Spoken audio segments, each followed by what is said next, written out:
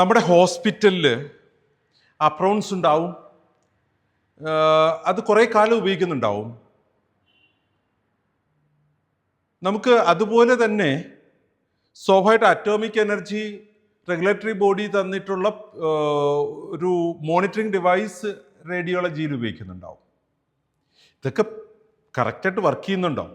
Frequent ആയിട്ട് ആ correct ഫ്രീക്വൻസിയിൽ നമുക്ക് എന്ത് ചെയ്യാൻ പറ്റണം, ഇത് റീപ്ലേസ് ചെയ്യാൻ പറ്റണം മോണിറ്ററിങ് ഡിവൈസസ്.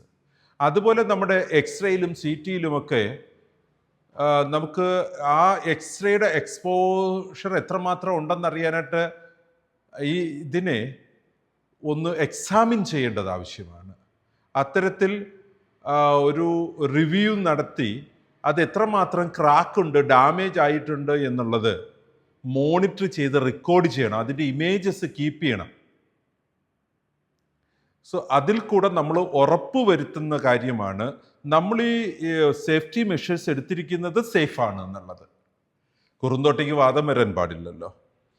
സോ വന്നാൽ പോയി.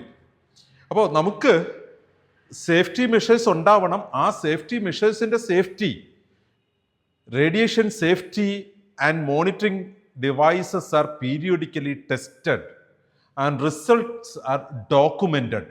അതാണ് AAC 9I നമ്മൾ കാണുന്നത്. AAC 9I എന്ന് പറഞ്ഞത് നമ്മുടെ പ്രിക്കോഷൻസിൻ്റെ സേഫ്റ്റി ഉറപ്പ് വരുത്തണം എന്നതാണ്. നമ്മുടെ സേഫ്റ്റി മെഷർമെൻറ്റുകളെ സേഫായിട്ട് ഹാൻഡിൽ ചെയ്യണം.